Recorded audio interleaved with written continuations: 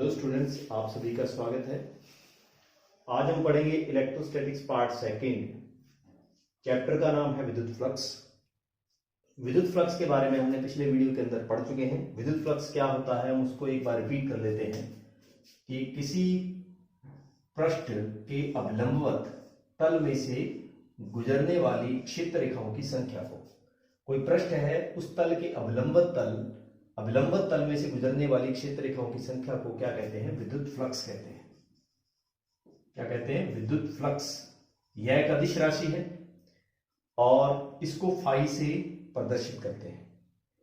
अब यदि कोई एक हमारे पास पृष्ठ है, एक हमारे पास पृष्ठ हम बना लेते हैं। यहां पर ये हमारे पास पृष्ठ है। इस पृष्ठ में बहुत सारे आवेश उपस्थित हैं, Q1, Q2, Q3 dot dot Qn। तो इस प्रकार से अनेक आवेश उपस्थित हैं। तो इस पृष्ठ से निर्गत होने वाले विद्युत फ्लक्स का मान क्या होगा? तो उसके लिए एक नियम है, उस नियम का नाम है गाउस का नियम। गाउस का नियम जो है वो बंद पृष्ठ के लिए लागू होता है। तो इस नियम के अनुसार क्या है? इस नियम के अनुसार किसी बंद परिकल्पित पृष्ठ से, परिकल्पित का मतलब होता है घिरा हुआ, किसी बंद परिकल्पित पृष्ठ से निर्गत विद्युत फ्लक्स का मान, निर्गत का मतलब बाहर निकलने वाले विद्युत फ्लक्स का मान जो होगा वो उस पृष्ठ में उपस्थित समस्त विद्युत आवेशों के बीजगणितीय योगफल, के बीजगणितीय योगफल का मतलब क्या हुआ कि जैसे मान लीजिए यहां पर हमारे पास 3 आवेश हमने कहा, तो हमारे पास कुल बीजगणितीय योगफल क्या होगा? Q1 plus Q2 plus Q3। ये टोटल बीजगणितीय योगफल है। तो बीजगणितीय योगफल व निर्वात की विद्युतशीलता के अनुपात के बराबर होता है। यही गाउस का नियम है। इसको हमने मैथमेटिकल फार्मूले के रूप में भी लिख लिया। गाउस का नियम जब भी एग्जाम के अंदर आता है तो गाउस के नियम में हमारे को ये स्टेटमेंट भी लिखनी है, उसके साथ साथ हमारे को ये दोनों फार्मूले भी लिखने हैं। ये ऊपर वाला फार्मूला जो वो निर्वात के लिए है, नीचे वाला फार्मूला माध्यम के लिए है। निर्वात के लिए हमने पढ़ा हुआ है कि एप्सिलॉन नॉट निर्वात की विद्युतशीलता होती है और एप्सिलॉन जो है वो माध्यम की विद्युतशीलता होती है। तो phi equal to sigma Q. Sigma Q जो है वो क्या है? पृष्ठ में कितने आवेश उपस्थित है उसका कुल योगफल है, बीजगणितीय योगफल है। यहां पर भी हमने सिग्मा क्यू लिखा हुआ है। यहां पर हमने लिखा है निर्वात के लिए, ये हमने वैल्यू लिखी है निर्वात के लिए, तो यहां पर एप्सिलॉन नॉट आएगा। Phi equal to sigma Q upon epsilon naught. ये माध्यम के लिए है तो सिग्मा एप्सिलॉन नॉट की जगह पर एप्सिलॉन आ जाएगा। Phi equal to sigma Q upon epsilon. इसको आप ये ऐसे भी लिख सकते हो, क्यू अपॉन में एप्सिलॉन नॉट भी लिख सकते हैं, यहां पर भी क्यू अपॉन में एप्सिलॉन भी लिख सकते हैं। तो गाउस का नियम जो होता है, गाउस का नियम बंद पृष्ठों में उपस्थित आवेशों के लिए लागू होता है। अब इसके लिए कुछ विशेष इंपॉर्टेंट नोट है। फर्स्ट ये है कि यह नियम केवल बंद पृष्ठ के लिए ही लागू होता है, बंद पृष्ठ में ही गाउस का नियम लागू होगा। दूसरा नियम ये कि बंद पृष्ठ से निर्गत विद्युत फ्लक्स का मान जो है पृष्ठ की आकृति पर निर्भर नहीं करता। पृष्ठ की आकृति पर कैसे निर्भर नहीं करता? मैंने यहां पर एक त्रिभुज बनाया है। इस त्रिभुज में Q आवेश है। ये एक मेरे पास वर्ग है, इसमें भी Q आवेश है। तो पृष्ठ की आकृति पर निर्भर नहीं करेगा। इससे निर्गत होने वाले विद्युत फ्लक्स का मान होगा Q अपॉन एप्सिलॉन नॉट। इससे निर्गत होने वाले विद्युत फ्लक्स का मान क्या होगा? Q upon epsilon not. एक पृष्ठ हम यहां पर और बना लेते हैं, इसमें भी Q आवेश है, तो इससे भी निर्गत होने वाले विद्युत फ्लक्स का मान क्या होगा? Q upon epsilon not. हमने यहाँ पर आकृतियां भिन्न भिन्न प्रकार की बनाई हैं, फिर भी प्रत्येक से निर्गत होने वाले कुल विद्युत फ्लक्स का मान कितना होगा? Q अपॉन एप्सिलॉन नॉट होगा। यानी कि जो पृष्ठ है, पृष्ठ से निर्गत विद्युत फ्लक्स का मान जो होगा गाउस के नियम के अनुसार वो किस पर निर्भर करेगा? एक तो Q पर निर्भर करेगा, यानी कि उस पृष्ठ में कितना आवेश उपस्थित है उस पर निर्भर करेगा, और पृष्ठ कौन से माध्यम में उपस्थित है, निर्वात में उपस्थित है या किसी अन्य माध्यम में उपस्थित है, तो उस पर निर्भर करेगा। थर्ड पॉइंट है इसमें कि यदि किसी पृष्ठ के बाहर आवेश स्थित है तो पृष्ठ से निर्गत विद्युत फ्लक्स का मान शून्य होगा। क्यों शून्य होगा उसको भी हम देखते हैं कि ये हमारे पास Q आवेश है और ये एक पृष्ठ है। ये Q आवेश है तो Q आवेश से क्षेत्र रेखाएं निकल रही हैं। क्या निकल रही है? क्षेत्र रेखाएं Q आवेश से। तो इसका मतलब जितनी क्षेत्र रेखाएं इसमें प्रवेश कर रही हैं उतनी ही बाहर निकल रही हैं, यानी कि हम क्या कहेंगे, प्रवेशित और निर्गत फ्लक्स का मान क्या है, समान है। इसी कारण इस पृष्ठ से निर्गत होने वाले कुल विद्युत फ्लक्स का मान क्या होगा, शून्य होगा। क्यू आवेश, हमने क्या कहा कि यदि किसी पृष्ठ के बाहर आवेश स्थित है तो पृष्ठ से निर्गत होने वाले विद्युत फ्लक्स का मान क्या होगा, शून्य होगा। और शून्य क्यों होगा, क्योंकि पृष्ठ में प्रवेशित और निर्गत फ्लक्स का मान क्या होगा, समान होगा, इसीलिए कुल आवेश का मान क्या होगा, 0 होगा। नेक्स्ट पॉइंट है गाउस का नियम उन सदी क्षेत्रों के लिए लागू होता है जो व्युत्क्रम वर्ग के नियम का पालन करते हैं। गाउस का नियम उन सदी क्षेत्रों के लिए लागू होता है जो व्युत्क्रम वर्ग के नियम का पालन करते हैं। अब ऐसे कौन से क्षेत्र हैं, कूलाम का नियम हमने पढ़ा हुआ है। कूलाम के नियम में F इक्वल टू, अपने क्या पढ़ा है, Q1 Q2 अपॉन में R²। ये दूरी के व्युत्क्रम वर्ग के नियम का पालन कर रहे हैं। विद्युत क्षेत्र की तीव्रता इससे आती है E equal to KQ upon में R²। ये भी दूरी के व्युत्क्रम वर्ग के नियम का पालन कर रहे हैं। तो यहां पर हम क्या कहेंगे कि गाउस का नियम इन क्षेत्रों के लिए, इन सदिशों के लिए लागू होता है। अब हम पढ़ते हैं गाउस का नियम जो है वो Q अपॉन एप्सिलॉन नॉट, हमने पढ़ा कि किसी बंद पृष्ठ से परिबद्ध या उससे संबद्ध या उससे गुजरने वाले विद्युत फ्लक्स का मान जो होता है वो Q अपॉन एप्सिलॉन नॉट होता है किसी बंद पृष्ठ के। उसका हम प्रूफमेंट देखते हैं। प्रूफमेंट किससे देखेंगे, हमने ये कहा कि गाउस का नियम जो है उन्हीं सदिशों के लिए लागू होता है जो व्युत्क्रम वर्ग के नियम का पालन करते हैं। तो इसके लिए नियम हमारे पास क्या है, कूलाम का नियम।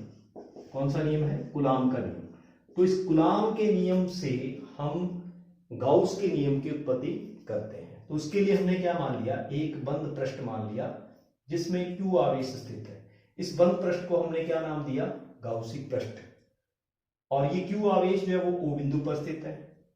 तो हमने यहां पर लिख लिया कि एक बंद पृष्ठ है, उसमें Q आवेश O बिंदु पर स्थित है, जिससे स्मॉल r दूरी पर एक P बिंदु है। स्मॉल r दूरी है, इससे एक P बिंदु स्थित है स्मॉल r दूरी पर। अब ये P बिंदु जो है वो कहां है, P बिंदु जो है वो एक अल्पांश AB में स्थित है। ये एक अल्पांश है, इस AB में स्थित है। इस अल्पांश का पृष्ठीय क्षेत्रफल जो है वो ds है और उसका पृष्ठीय क्षेत्रफल की दिशा इस प्रकार से ds वेक्टर। यहां पर Q आवेश है तो Q आवेश है तो Q आवेश से विद्युत क्षेत्र रेखाएं निकलेगी, तो इसीलिए विद्युत क्षेत्र सदिश जो है वो इस प्रकार से होगा।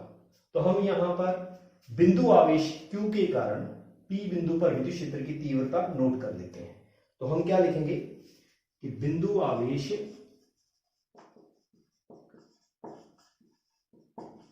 Q के कारण P पर विद्युत क्षेत्र की तीव्रता,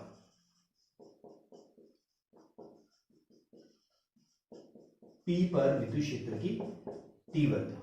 विद्युत क्षेत्र की तीव्रता क्या होगी, विद्युत क्षेत्र की तीव्रता का फार्मूला हमने पढ़ा हुआ है E equal to KQ upon में R²। ये फार्मूला हमने पढ़ा हुआ है, एकल आवेश के कारण विद्युत क्षेत्र की तीव्रता। तो उसी फार्मूले को हम लिख लेते हैं यहाँ पर, E equal to KQ upon में R²। इसको इक्वेशन नंबर 1 डाल लेते हैं। E equal to KQ upon में R²। Q आवेश है, बिंदु आवेश है, उससे स्मॉल r दूरी पर एक P बिंदु स्थित है। इस P बिंदु पर विद्युत क्षेत्र की तीव्रता E equal to KQ upon में R² होती है। इसको इक्वेशन नंबर 1 डाल दिया। नेक्स्ट हम बात कर रहे हैं कि ये जो हमारे पास पृष्ठ है अल्पांश है, इस अल्पांश से निर्गत होने वाले विद्युत फ्लक्स का मान क्या होगा। एक्चुअल में हमारे को करना क्या है, इस पूरे पृष्ठ से निर्गत होने वाले कुल विद्युत फ्लक्स का मान ज्ञात करना है। अभी हम एक छोटे अल्पांश की बात कर रहे हैं, फिर पूरे पृष्ठ की बात करेंगे। तो हम यहाँ पर क्या लिखेंगे कि अल्पांश AB से, अल्पांश AB से निर्गत विद्युत फ्लक्स, निर्गत विद्युत फ्लक्स, अल्पांश AB से निर्गत विद्युत फ्लक्स का मान क्या होगा उसको अपने नोट कर लेते हैं। तो अल्पांश है तो d फाई लिख देते हैं इसको, equal to E vector dot ds vector. ये फार्मूला हमने पढ़ा हुआ है, किसी भी अल्पांश के लिए ds वेक्टर आएगा, और यदि अल्पांश नहीं है पूरा पृष्ठ तो s वेक्टर आएगा। A vector dot B vector का फार्मूला क्या होता है, AB cos of theta. Theta होता है ए वेक्टर और बी वेक्टर के बीच का कोण। यहां पर ई वेक्टर और डीएस वेक्टर है, इसके बीच का कोण कितना है, थीटा है। तो डी फाई इक्वल टू क्या आएगा, E DS cos of theta. D phi equal to, E की वैल्यू हमने निकाल रखी है के क्यू अपॉन में आर स्क्वायर, तो इसको हम यहां पर रख देते हैं। तो के क्यू अपॉन में R square DS cos of theta. और डी फाई की वैल्यू क्या आ गई, डी फाई हमारे पास, इसको हम इस प्रकार से लिख सकते हैं के Q DS cos theta upon में आर स्क्वायर। यहां डीएस कॉस थीटा अपॉन में आर स्क्वायर क्या है, ये एंगल बन रहा है हमारे पास डी ओमेगा, इसको हम कह रहे हैं घन कोण। तो यानी कि किसी अल्पांश के कारण बिंदु ओ पर, जो कि हम केंद्र बिंदु मान लेते हैं, केंद्र बिंदु पर अल्पांश के कारण बनने वाला कोण जो है वो क्या कहलाता है, घन कोण कहलाता है। तो D omega equal to D S cos of theta upon में आर स्क्वायर को हमने क्या कहा, घन कोण।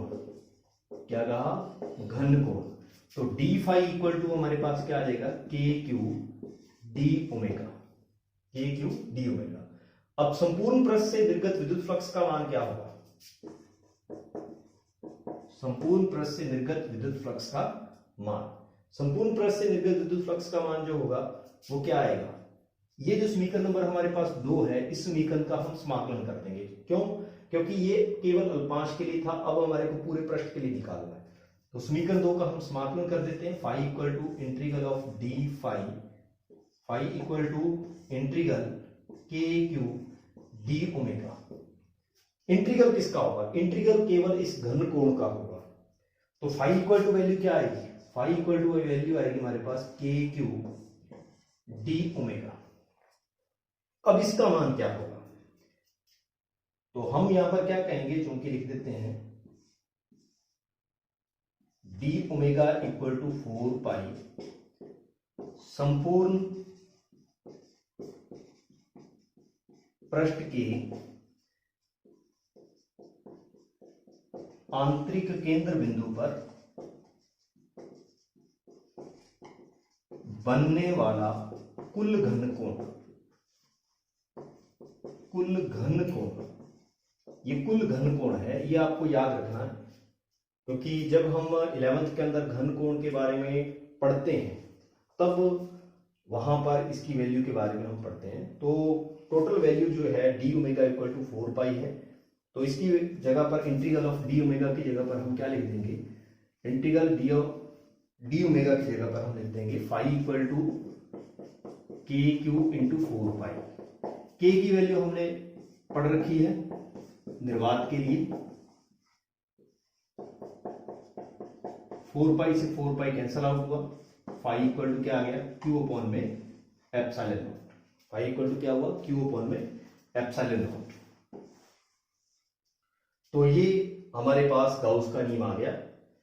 यदि किसी बंद पृष्ठ में एक आवेश स्थित है तो उस स्थिति में phi equal to Q upon में एप्सिलॉन नॉट आएगा। इसके लिए हमने क्या किया, दोबारा से हम इसको रिपीट कर लेते हैं।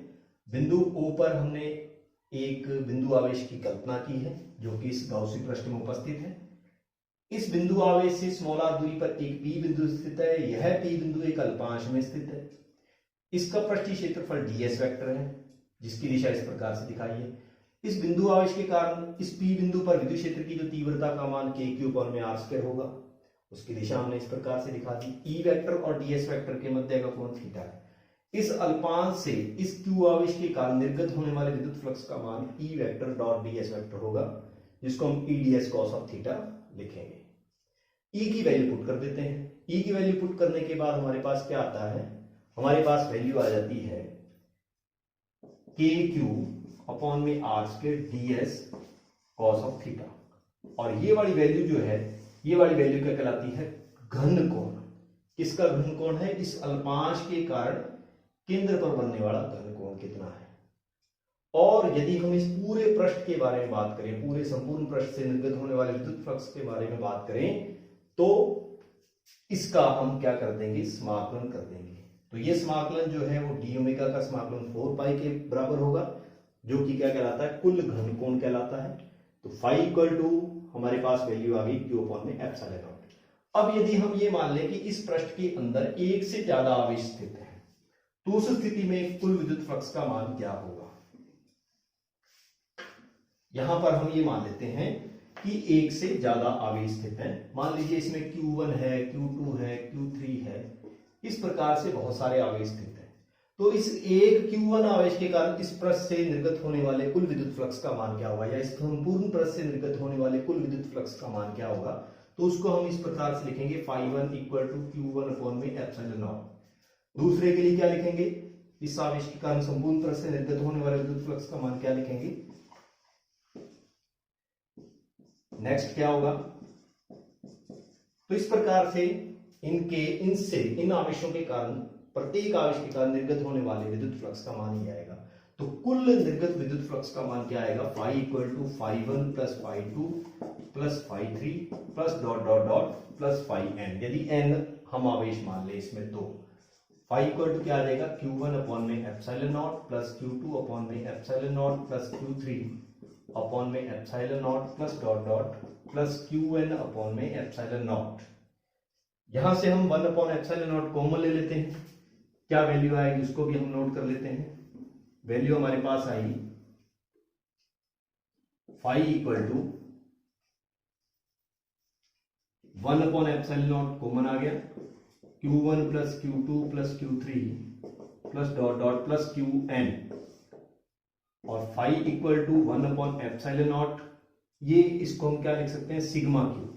क्या लिख सकते हैं, sigma Q. Phi equal to sigma Q upon में एप्सिलॉन नॉट। यहां पर सिग्मा क्यू जो है वो क्या है, जितने भी आवेश इस पृष्ठ में उपस्थित है उन सभी का बीजगणितीय योगफल है, और ये निर्वात की विद्युशीलता है। यदि हम यही घटना किसी माध्यम में करेंगे तो यहां पर इस एप्सिलॉन नॉट की जगह पर क्या आ जाएगा, एप्सिलॉन आ जाएगा। बाकी सब क्रियाविधि सेम है।